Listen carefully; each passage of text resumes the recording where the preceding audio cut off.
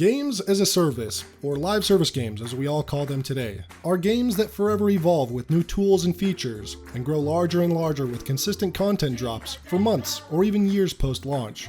Players get a constant influx of content, and developers get a constant influx of money. In theory, live service games can be the best games ever made for both parties, the very definition of a win-win.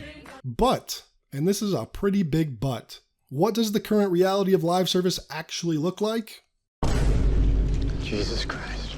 Broken launches, roadmaps, hotfixes, server maintenance, patch notes, dev updates, dev apologies, missing features, removing content, disabling content, lack of content. But no matter what, that cash shop is always fully stocked and functioning without fail. You know, live service didn't really turn out the way many of us envisioned when we think about the potential live service gaming can offer. And to put it mildly, live service games have been very disappointing. And to put it more realistically, live service games have been destroying the gaming industry in front of our eyes. Now, companies aren't solely to blame here. They can only get away with things that the customers will tolerate. Mickey D's can't charge $30 for a McDouble, even if they want to, because their customers just won't stand for it. But in the gaming community, unfortunately, there's a large number of people that seem to really like that corporate COCK. Cock. They give into and actually defend these corporations at every single turn with some of the most basic cuck responses. And I don't use that term lightly. In fact, that might be the only time I ever use that term. But if you make excuses for and encourage something or someone to fuck the thing you love, isn't that the definition of being a cuck?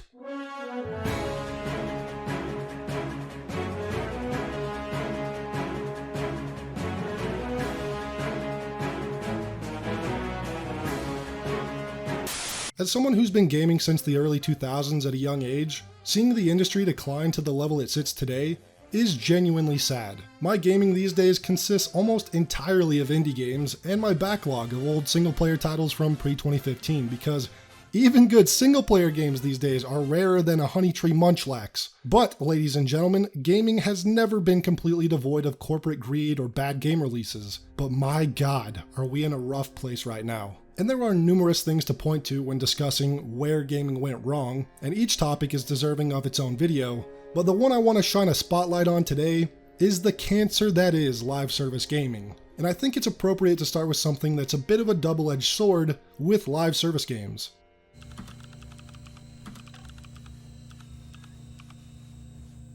If a game is broken at release, or launches in a state where it didn't reach its potential, developers are given a second chance to improve the game, add to it, fix it, address feedback and balance issues, and it leads to examples like No Man's Sky or Destiny or Sea of Thieves, which are drastically different from their launch state for the better.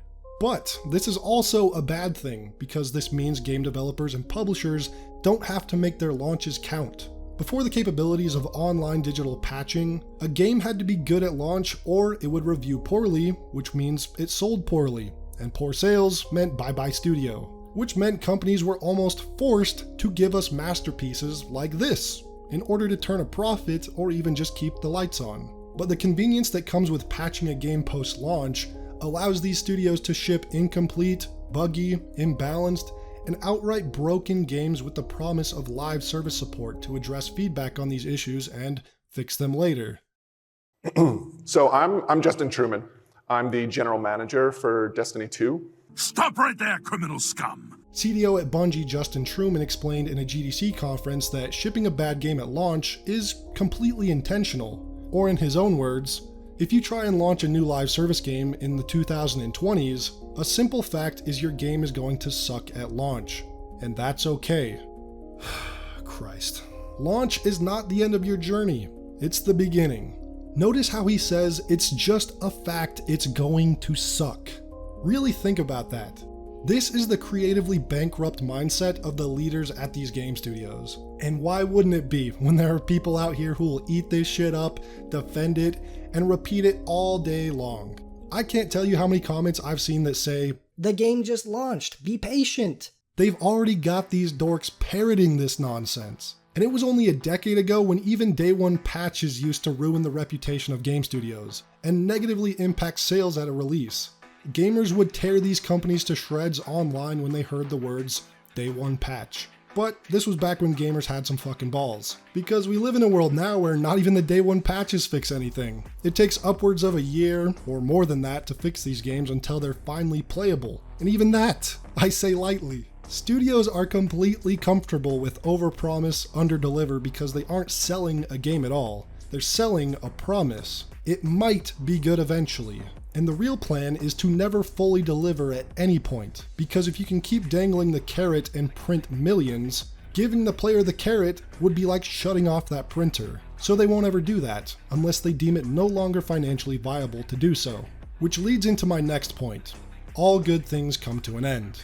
Now this is also a double-edged sword, because we've all at one point said, "Oh man, I wish that didn't end. I wanted more." And with just a bit more things added or tweaked or changed, it would be perfect. In reference to either a game or a show or a good book, whatever it is, we've all said we wanted it to continue. But truly, all good things do come to an end. Case in point, The Walking Dead.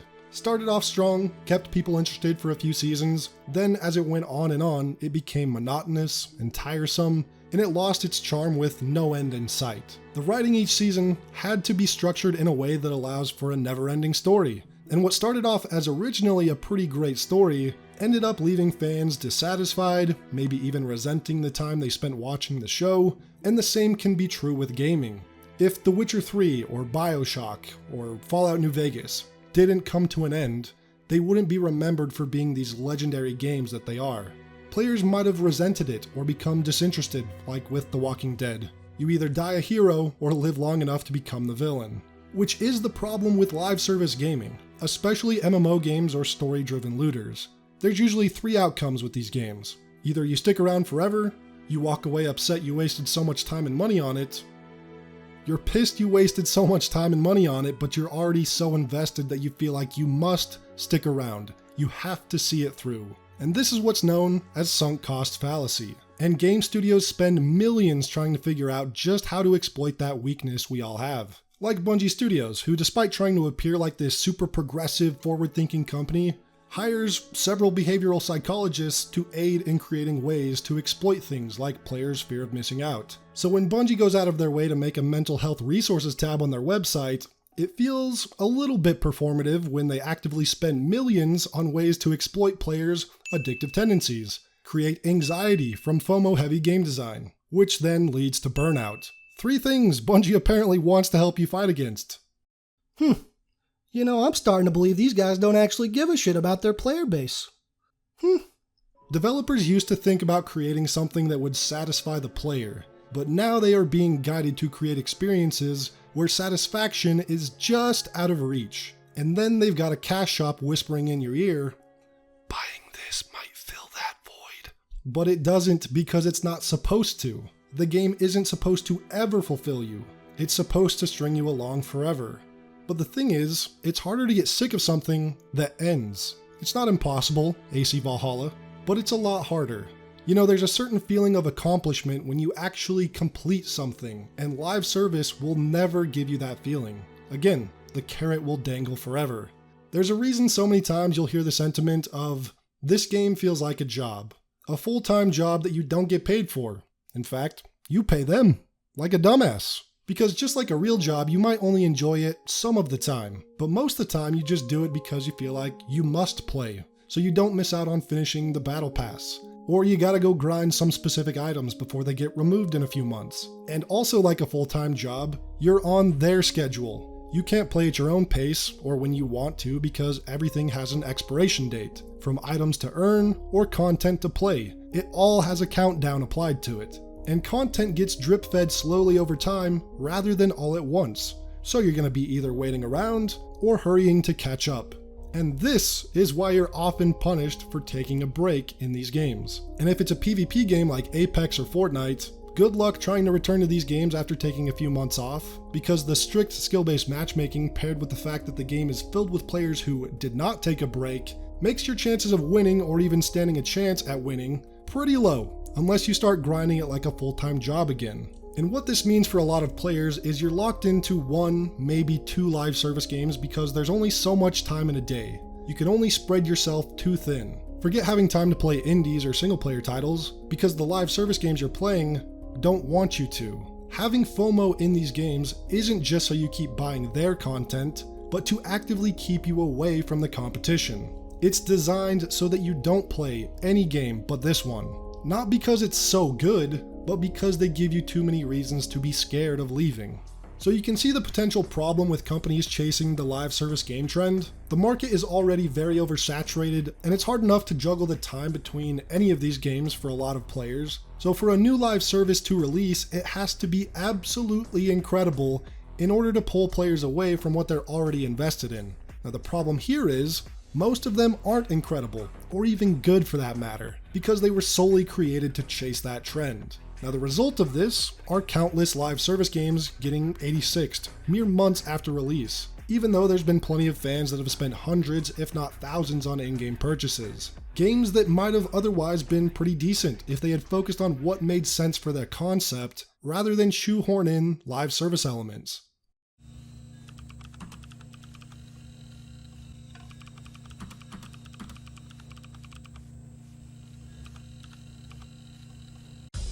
This is probably the biggest problem I have with live service games. Seasons, battle passes, cash shops, these three things have replaced traditional progression systems that used to keep players like myself around on a game for ages. I think about the original COD games from COD 4 through Black Ops 2, or Halo 3 or Gears of War. These games had progression systems that revolved around unlocking good-looking cosmetics or earning prestigious items through the gameplay experience. In fact, Call of Duty games had a literal prestige system that gave you a new icon next to your gamer tag each time you reset your rank, and would also unlock extra custom class slots, among other things. You could also work towards things like pro perks that would be unlocked by completing various challenges while using those specific perks. Camos and skins that would unlock on XP and challenges completed with specific weapons, and in Black Ops 1, there were even COD points that were actual in-game currency. Not a premium currency like the COD points of today, but in-game money you earned through playing. And that could be used to buy and unlock specific cosmetics, and one of the coolest parts about COD points was that you could gamble them in wager matches of gun game, one in the chamber, sticks and stones.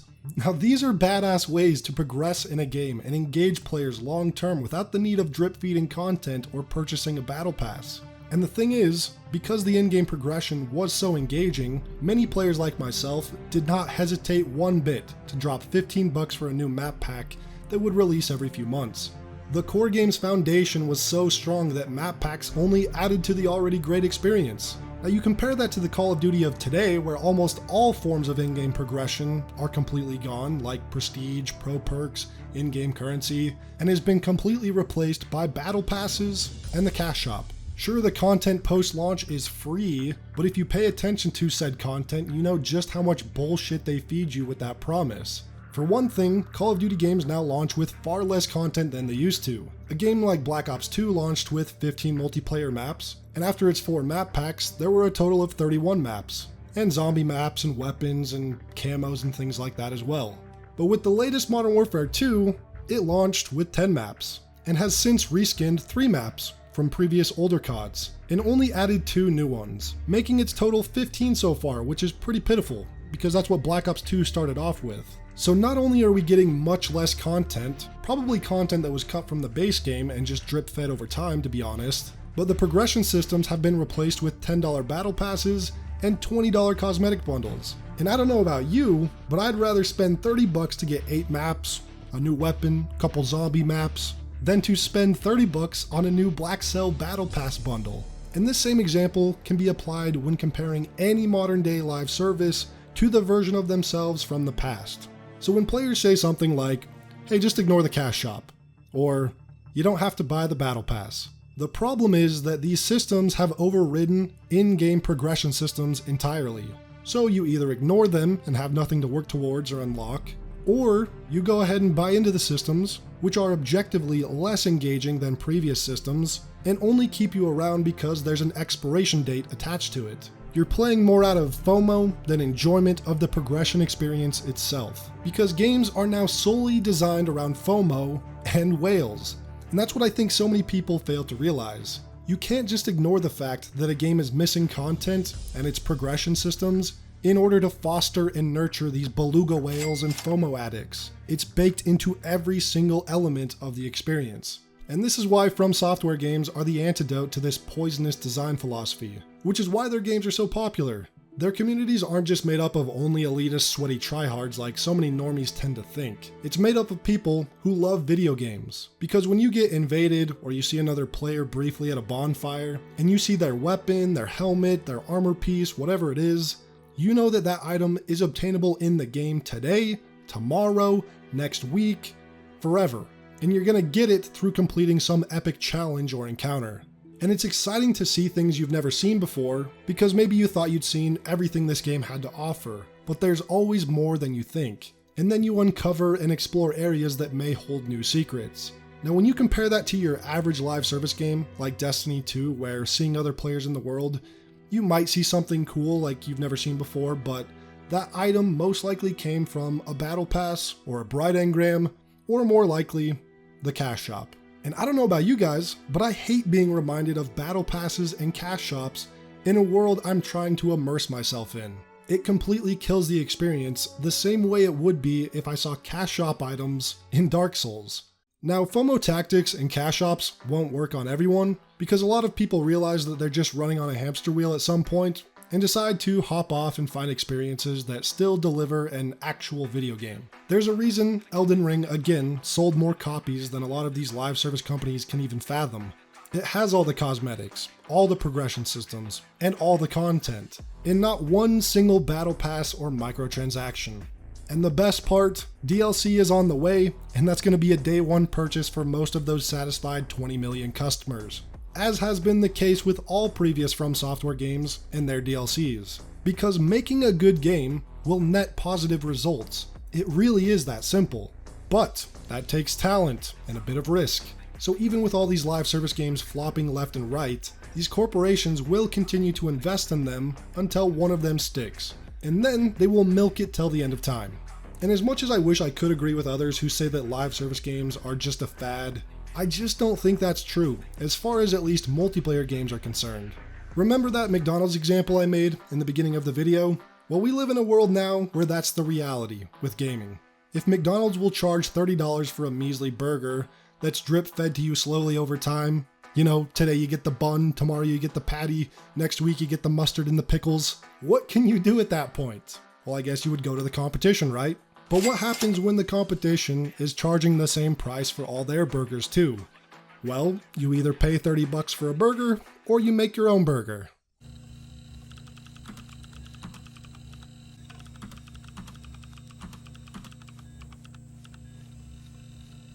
And I guess making your own burger means single player gaming. Now, unfortunately, lots of single player games these days are also live service in more ways than a few.